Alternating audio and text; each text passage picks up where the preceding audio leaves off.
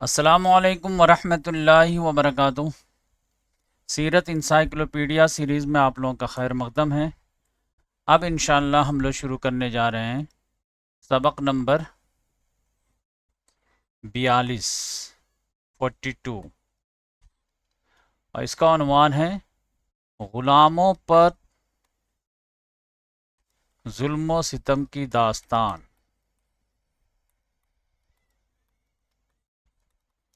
آج انشاءاللہ میں آپ لوگوں کو بتاؤں گا حضرت بلال رضی اللہ تعالیٰ عنہ اور حضرت عمار رضی اللہ تعالیٰ عنہ کے تعلق سے۔ تو چلیے شروع کرتے ہیں اللہ تعالیٰ کا نام لے کر کے۔ ابھی تک ہم لوگ پہنچے تھے کہ آپ صلی اللہ علیہ وسلم جب باقاعدہ علی الاعلان دعوت کا آغاز کیے تو پھر جو ہے مکے والے ایک دم تلملا گئے، اور وہ لوگ جو ہے پھر بدتمیزی پہ آ گئے، مارنا پیٹنا شروع کر دیے۔ تو آپ صلی اللہ علیہ وسلم کے ساتھ کس طرح کی بدسلوکی کیے، شروع میں مذاق اڑانے کی کوشش کیے، پھر جو ہے کلام اللہ میں شکوک پیدا کرنے کی کوشش کیے، اور اس کے بعد جو ہے جو مین سپورٹر تھے ان کو ٹارگٹ کرنے لگے۔ اب مین سپورٹر میں یہ ہے کہ مکے کے جو لوگ تھے جن کو اثر رسوخ حاصل تھا تو ان پر تو تھوڑا سا نرم ہاتھ رکھتے تھے۔ یعنی ابو جہل کے بارے میں سمجھ جائیے کہ اس کو جب معلوم ہوتا تھا کہ فلاں آدمی ایمان قبول کر لیا ہے اور اس کے بارے میں پتہ چلتا کہ وہ خاندانی ہے تو اس کو برا بھلا کہتا اور دھمکی دیتا، خسارے وغیرہ کے بارے میں بتاتا کہ تمہارا یہ لاس کر دوں گا وہ کر دوں گا۔ لیکن اگر کسی کے بارے میں پتہ چل جاتا کہ کوئی کسی غلام نے ایمان قبول کر لیا ہے یا کوئی جو کمزور ہے اس نے قبول کر لیا ہے، تب تو پھر منہ سے بات نہیں کرتا تھا، پھر صرف ہاتھ چلاتا تھا۔ تو اسی طرح کی داستان جو ہے بلال رضی اللہ تعالیٰ عنہ کی بات تھی۔ تو بلال بن رباح رضی اللہ تعالیٰ عنہ یہ حبشہ کے تھے، ایتھوپیا جو ہے آج، تو غلام بن کر کے آئے تھے، اور یہ جو غلام تھے کن کے؟ امیہ بن خلف، یہ قبیلہ جمح کے تھے، تو جمحی۔ تو یہ جو ہے بہت پیسے والا تھا لیکن بزدل نمبر 1 تھا، لیکن اس کو بھی جو ہے آپ صلی اللہ علیہ وسلم سے بہت چڑ تھی۔ اب ہوا کیا کہ، اور یہ پچھلے ویڈیو میں بتایا ہوں کہ یہ لان تان بہت کرتا تھا آپ صلی اللہ علیہ وسلم پہ، اور ہاتھ نہیں اٹھا سکتا تھا کیونکہ چچا ابو طالب تھے، لیکن یہ تھا کہ اس کا غلام ہی جو ایمان قبول کر لیا، بلال رضی اللہ تعالیٰ عنہ، اور ینگ ایج میں تھے، تو یہ تو بالکل تلملا گیا اور مارنا پیٹنا شروع کر دیا، اور پورا دباؤ بنایا کہ کسی طرح سے کلمہ سے پھر جائیں۔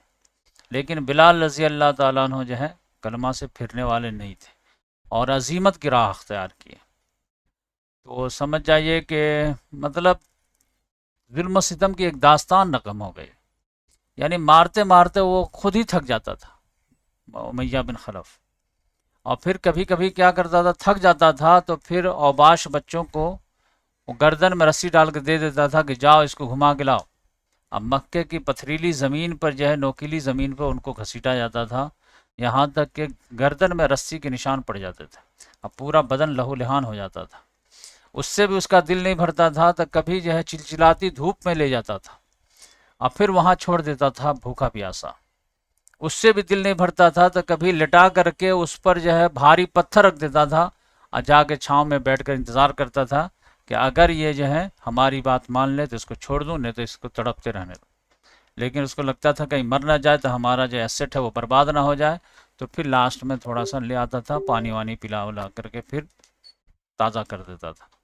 تو اس طرح کے جو ہے اس کا ڈیلی کا کام تھا، اور سمجھ جائیے کہ ایک ایگو کا مسئلہ بنا لیا تھا۔ اب ظلم و ستم کرنے کے بعد جو ہے پھر کان لگا کے بولتا تھا کہ بولو، یعنی تمہارے ساتھی جو ہیں محمد صلی اللہ علیہ وسلم تو ان کے بارے میں برا بھلا کہو، یا پھر ہمارے لات عزا کے بارے میں کچھ کلمہ خیر بولو۔ وہ بس ایک کہتے تھے احد احد، اللہ ایک ہے، خوبیوں کا مالک وہی ہے، بقیہ تمہارے بتوں میں کچھ خوبی وغیرہ نہیں ہے، احد ایک اللہ جو خوبیوں کا مالک ہے۔ تو پھر غصہ میں مارتا تھا، مارتے مارتے وہ خود تھک جاتا تھا، لیکن بلال رضی اللہ تعالیٰ عنہ نے جو ہے عزیمت کا راستہ نہیں چھوڑا۔ تو یہ کافی دنوں تک سلسلہ دراز رہا، اور سمجھ جائیے کہ یہ ایک ایگو کا مسئلہ بن گیا کہ جیسے مارتے پیٹنے کے بعد جو ہے کان میں لے جا کر کے بات کرتا تھا، ایک مرتبہ بول دو، کان میں بول دو خیر کی بات، اب وہ بس احد بول دیتے تھے تو بچے تالی بجا دیتے تھے، دیکھو پھر تمہاری بات نہیں مانا، تو گھر پہ لے جا کر کے پھر جو ہے اس کو پھسلانے کی کوشش کرتا تھا کہ دیکھو باہر میں تم کو میں مارتا ہوں پیٹتا ہوں، میری بے عزتی ہو جاتی ہے، تم نہیں بولتے ہو، تو اپنے ماسٹر کو اپنے مالک کو جو ہے تم ذلیل کرنا چاہتے ہو،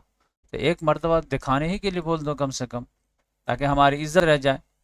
اب یہ اتنا بڑا سردار تھا، نوجوان لوگ کہتے تھے کہ کیا امیہ تم جو ہے اپنے غلام سے جو ہے ایک بات نہیں منوا پا رہے ہو، ایک بات منہ سے نہیں نکلوا پا رہے ہو، تب تو تم سے بڑا تو بلال ہی ہے۔ تو اس طرح وہ ایگو کا مسئلہ بنا لیا تھا۔ بالآخر ایک مرتبہ یہ ہوا کہ اللہ تعالیٰ کو رحم آیا، اور وہ اسی طرح جو ہے ٹارچر کر رہا تھا کہ حضرت ابو بکر صدیق رضی اللہ تعالیٰ عنہ کا ادھر سے گزر ہوا، تو بلال رضی اللہ تعالیٰ عنہ کو دیکھ کر کے حضرت ابو بکر صدیق رضی اللہ تعالیٰ عنہ تڑپ گئے، کیونکہ وہ بہت نرم دل انسان تھے، ان کو برداشت نہیں ہوا، تو انہوں نے سخت سخت کہا کہ یہ کیا بدتمیزی ہے، تم اس کی جان ہی لے لو گے کیا؟ تو اس نے جھٹ سے کہا کہ اگر اتنا ہی پیار ہے تو لے لو تمہیں۔ تو بلال رضی اللہ تعالیٰ عنہ تعلق سے ابو بکر صدیق رضی اللہ عنہ نے کہا کہ ٹھیک ہے بولو تو میں خرید ہی لیتا ہوں۔ تو ایک روایت میں آتا ہے کہ حضرت ابو بکر صدیق رضی اللہ تعالیٰ نے کہا کہ میرے پاس ایک کالا غلام ہے، اور وہ تمہارے ہی ایمان پہ ہے، اور اس سے زیادہ مضبوط ہے، طاقتور بھی ہے، تو بولو تو اس سے بدل دو، دے دو یہ۔ یا ایک روایت میں آتا ہے کہ 200 درہم کے بدلے میں بلال رضی اللہ تعالیٰ عنہ کو ابو بکر صدیق رضی اللہ عنہ نے خرید لیے، اس طرح سے وہ جو ہے آزادی پا گئے۔ لیکن یہ عزیمت کے راستہ جو ہے وہ سمجھے کہ قائم کر کے چلے گئے۔ یہی وجہ ہے کہ حضرت عمر رضی اللہ تعالیٰ عنہ فخر کے ساتھ کہتے تھے، اور سارے لوگ اشارہ سمجھ جاتے تھے، کہ ہمارے سردار نے ہمارے سردار کو آزاد کرایا۔ تو ہمارے سردار سے مراد لوگ سمجھ جاتے تھے کہ ابو بکر صدیق رضی اللہ تعالیٰ عنہ جنہوں نے آزاد کرایا، اور ہمارے سردار کو آزاد کرایا تو بلال رضی اللہ تعالیٰ، کیونکہ یہ جو عزیمت کی راہ ہے یہ لوگ اختیار تو کرتے ہیں، لیکن آخری انجام تک پہنچنا اتنا آسان نہیں رہتا۔ تو یہ تو غلاموں کی بات ہے۔ اب میں بتاتا ہوں آپ کو عمار بن یاسر رضی اللہ تعالیٰ عنہ کے بارے میں۔ عمار بن یاسر رضی اللہ تعالیٰ عنہ کا معاملہ یہ ہے کہ یہ اصل میں یمن کے تھے، اور یمن کا ایک قبیلہ تھا، قبیلہ عنس، بنو عنس۔ تو ان کے والد جو ہے یاسر نام تھا ان کا کوئی بھائی گم ہو گیا تھا، اس کو کھوجتے کھوجتے یمن سے مکہ آئے، تو 3 بھائی آئے تھے، ان کا ایک کا نام تھا حارث، ایک کا نام تھا مالک، اور ایک یاسر۔ تو بھائی تو نہیں ملا، تو بعد میں جو ہے یاسر اور مالک تو واپس چلے گئے، لیکن یاسر کو جو ہے وہ مکہ اچھا لگا تو وہیں رہ گئے، اور ایک آدمی سے جو ہے عہد و پیمان کر لیے، تو ان کا نام تھا ابو حذیفہ بن مغیرہ مخزومی، قبیلہ مخزوم کا تھا، یعنی ابو جہل جس قبیلے کا ہے اسی قبیلے کا۔ تو ان سے جو عہد و پیمان کر لیا تو وہ لوگ عہد و پیمان کر کے مکے میں رہ سکتے تھے، ایسے کوئی نہیں رہ سکتا تھا۔ بعد میں جو ہے ابو حذیفہ کی ایک غلام کنیز تھی، ان کا نام تھا سمیہ بنت خبات، تو ان سے جو ہے شادی کر دی یاسر کی، کہ آپ ان سے نکاح کر لیجیے، اور پھر اللہ تعالیٰ نے جو ہے ان کو ایک بیٹا دیا جن کا نام انہوں نے یاسر رکھا، عمار رکھا۔ بعد میں ابو حذیفہ کیا کیے کہ سمیہ کو آزاد بھی کر دیے، کہ چلو تم آزاد رہو، اور تم لوگ ایک لوگ فیملی ہو تو گھر بسا لو۔ تو اس طرح سے جو ہے یہ لوگ جو ہے موالی کہلاتے تھے، موالی۔ تو اب تو جو ہے غلام کہلاتا تھا، اور اگر جس غلام کو آزاد کر دیے تو وہ فل اسٹیٹس نہیں پاتا تھا، اس کو موالی کا ٹائٹل دیا جاتا تھا، جیسے اب سالم مولا ابی حذیفہ، تو اسی طرح سے جو ہے یہ مولا ابو حذیفہ تھے۔ تو لیکن کچھ ہی دنوں کے بعد معاملہ یہ ہوا کہ ابو حذیفہ بن مغیرہ کا انتقال ہو گیا، تو یہ لوگ رہنے لگے اور کام کاج کرتے تھے، تو پھر گزر اوقات ہو جاتی تھی۔ اسی اسنا میں معاملہ یہ ہوا کہ آپ صلی اللہ علیہ وسلم کی دعوت اٹھی، تو عمار سب سے پہلے جو ہے ایمان قبول کیے۔ اس کے بعد جو ہے ایک روز جو جھڑپ ہو گئی تو وہ جو ہے کسی نے مار پیٹ دیا تھا، تو وہ اسی حالت میں گھر میں پہنچے تو پوچھے کہ ماں نے پوچھی کہ کیا معاملہ ہے،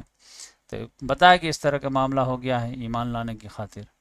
تو ماں کو بہت جو ہے یہ آیا، افسوس ہوا، تو انہوں نے جو ہے ماں کو جو ہے اسلام کی دعوت دی کہ یہ تو کچھ نہیں ہے، اگر آپ اسلام قبول کر لیں تو ہم لوگ جہنم سے بچ جائیں، یہ ساری چیزیں۔ تو والدہ نے جو ہے اسلام قبول کر لیا، پھر دونوں مل کر کے جو ہے والد کے پاس گئے، یاسر کے پاس، تو انہوں نے بھی اسلام قبول کر لیا، تو پوری فیملی ہی اسلام قبول کر لی۔ اب یہ بات تو ابو جہل کو کہاں پسند آنے والی تھی؟ اگر ان تینوں میں سے ایک قبول کرتا تب بھی وہ جو ہے آگ بگولا ہو جاتا، چہ جائے کہ پوری فیملی ایک یونٹی ایمان قبول کر لی، ان کا جو ہے کوئی آنر بھی نہیں ہے، مالک بھی نہیں ہے۔ اب ابو جہل جو ہے اس کو ایگو کا مسئلہ بنا لیا، اب تینوں فیملی کو مارنا پیٹنا ستانا، یہ لیکن تینوں فیملی ٹکی ہوئی تھی ایک دم عزیمت کے راستے پہ، یہاں تک کہ بالآخر وہ بھی جو ہے تنگ آ کر کے ایک میدان میں لایا، اور سمجھ جائیے کہ عمار کے والد یاسر کو تڑپا تڑپا کر کے قتل کر دیا، شہید کر دیا۔ اور تینوں فیملی کو جو ہے حضرت یاسر کو، حضرت سمیہ کو، حضرت عمار کو جب ستاتا تھا اور آپ صلی اللہ علیہ وسلم گزرتے تھے، ایک تماشا بنا رہتا تھا میدان میں،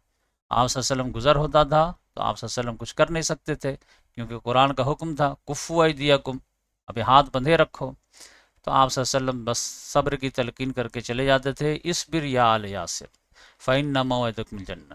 اے یاسر کے گھر والو تم لوگ صبر کرو، تم لوگوں کا ٹھکانہ جنت ہے۔ تو اس طرح سے جو ہے تڑپا تڑپا کر کے یاسر رضی اللہ تعالیٰ عنہ کو شہید کر دیا۔ پھر سمیہ رضی اللہ تعالیٰ عنہ کے پاس آیا اور اس نے جو ہے غصہ دلانے کے لیے کہا کہ تم محمد پہ اس لیے ایمان لاتی ہو کہ اس کا حسن تمہیں پسند ہے۔ ان کو بہت غصہ آیا اور انہوں نے سخت سخت کہہ دیا، اس نے تیش میں آ کر کے جو ہے حضرت سمیہ رضی اللہ تعالیٰ عنہ کے شرمگاہ میں برچھی مار کر کے شہید کر دیا۔ تو یہ پہلی شہید خاتون ہیں جو اسلام کے راستے میں شہید ہوئی ہیں۔ پھر عمار رضی اللہ تعالیٰ عنہ کو تڑپانا شروع کر دیا، یہاں تک کہ ایک روز جو ہے عمار رضی اللہ تعالیٰ عنہ کی ہمت جواب دے گئی۔ اب وہ کہتا تھا کہ اگر ہمارے بتوں کے بارے میں کلمہ خیر نہیں کہو گے اور اپنے ساتھی کے بارے میں جو ہے سمجھے کہ کلمہ کفر نہیں کہو گے، میں تو نہیں چھوڑنے والا ہوں۔ کبھی آگ جلا کر کے تپاتا تھا، کبھی دھوپ میں ہی کرتا تھا، کبھی کچھ کرتا تھا، بالآخر ایک روز جو ہے یہ سمجھے کہ جان چھڑا لیے کلمہ کفر کہہ کر، تو جان بخشی ہو گئی۔ اس کے بعد دوڑے دوڑے آئے روتے ہوئے آپ صلی اللہ علیہ وسلم کے پاس، کیا ہوا معاملہ؟ تو حالت تو سمجھ میں آ ہی رہی تھی۔ انہوں نے کہا نہیں، اس سے بڑا معاملہ ہو گیا۔ کیا؟ تو آپ کے بارے میں، آپ کے شان میں گستاخی کر دیا ہوں، کیونکہ دباؤ اتنا ڈال رہا تھا۔ تو آپ صلی اللہ علیہ وسلم نے فرمایا کہ تمہارے دل کی کیفیت کیا ہے؟ انہوں نے کہا کہ دل تو ہمارا مطمئن ہے ایمان پہ، آپ اللہ کے رسول ہیں، لیکن اتنا زیادہ ٹارچر کیا کہ کیا کر سکتے تھے۔ تو آپ صلی اللہ علیہ وسلم نے فرمایا کہ پھر گھبرانے کی کوئی بات نہیں ہے، اور اللہ تعالیٰ نے سورہ نحل کی آیت نازل کیا، آیت نمبر 106، من کفر باللہ من بعد ایمانہ الا من اکرہ وقلبہ مطمئن بالایمان، کہ جو کوئی بھی کفر کرے گا ایمان کے بعد تو اس پر اللہ کا غضب نازل ہوگا، مگر سوائے جس کو مجبور کر دیا جائے تو اس کے لیے معافی ہے۔ تو پھر جو ہے تسلی ہوئی۔ تو یہ میں آپ لوگوں کو دو مثال پیش کیا، ایک عزیمت کا راہ، عزیمت، اور ایک رخصت۔ تو یہ دین فطرت ہے، تو دونوں آپشن اللہ تعالیٰ دیا ہے، لیکن عزیمت کی راہ عظیم ہے اور رخصت کی راہ گنجائش ہے۔ تو اس لحاظ سے جو ہے پوری کوشش کرنی چاہیے کہ ایسے موقع سے عزیمت کی راہ اپنائیں، لیکن اگر جو ہے ہمت جواب دی جائے تو رخصت بھی، اس کو بھی سمجھے آپشن میں لیا جا سکتا ہے۔ تو یہ دو مثال آپ لوگوں کے سامنے بیان ہوئی۔ اب انشاءاللہ میں ایک دو اور جو ہے صحابہ کرام کے جو ہے مطلب ظلم و ستم کی جو داستان ہوئی ہے، خاص طور سے مائیں جو ہے ایموشنل بلیک میل کرنا شروع کر دی، یہ سعد بن ابی وقاص رضی اللہ تعالیٰ عنہ کے ساتھ ہوا۔ پھر جو ہے مائیں جو ہے ٹارچر کرنا شروع کر دی، حضرت مصعب بن عمیر رضی اللہ تعالیٰ عنہ، چچا وغیرہ جو ہے پریشان کرنے لگے، حضرت عثمان غنی رضی اللہ عنہ۔ پھر جو ہے اکنامیکل بائیکاٹ کرنا شروع کر دی، خباب بن ارد رضی اللہ عنہ، ان کے بارے میں انشاءاللہ نیکسٹ ویڈیو میں لاؤں گا۔ جزاک اللہ۔